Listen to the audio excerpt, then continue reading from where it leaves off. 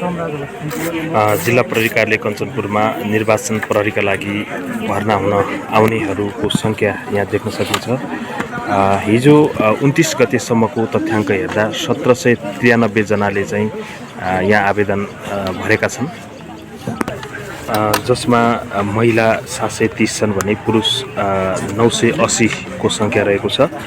त्यसै गरी सशस्त्रतर्फ 41 जना पुरुष छन् भने 42 जना महिलाले चाहिँ आवेदन दर्ता गरेको यहाँको तथ्याङ्कले बताउँछ।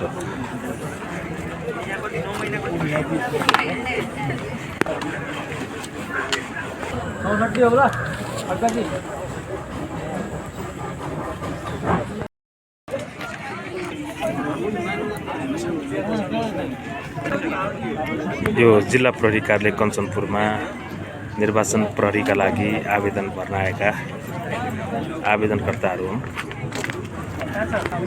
उम्मेदवारहरू देख्न सकिन्छ। यहाँ निर्वाचन प्रहरीका लागि महिलाहरू पनि उत्तिकै छन्। जिल्ला प्रहरी कार्यालय कञ्चनपुरको यो बाहिरपट्टिको दृश्य हो। निर्वाचन प्रहरीका लागि आवेदन भर्न आएका उम्मेदवारहरू यहाँ देख्न सकिन्छ। लामबद्ध रूपमा छन्, थुप्रैको सङ्ख्यामा छन्।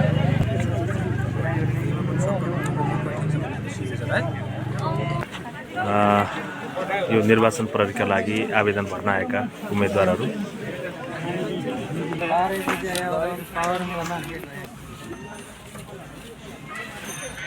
निर्वाचन प्रहरीका लागि आवेदन भर्न आएका यहाँ चाहिँ देख्न सकिन्छ। थुप्रैको सङ्ख्यामा छन्। महिला र पुरुषहरू को सङ्ख्या यहाँ देख्न सकिन्छ। महिलाहरू पनि उत्तिकै रूपमा चाहिँ आवेदन भर्नका लागि आएका छन्।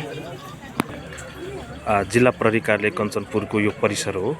जिल्ला प्रहरी कार्यालय कञ्चनपुरको ठिक यो यतापट्टिको गेटमा, बाहिरपट्टिको गेटबाट उम्मेदवारहरू निर्वाचन प्रहरीका लागि भर्ना हुन निकै उत्सुकताका साथ सहभागिता भएको देख्न सकिन्छ।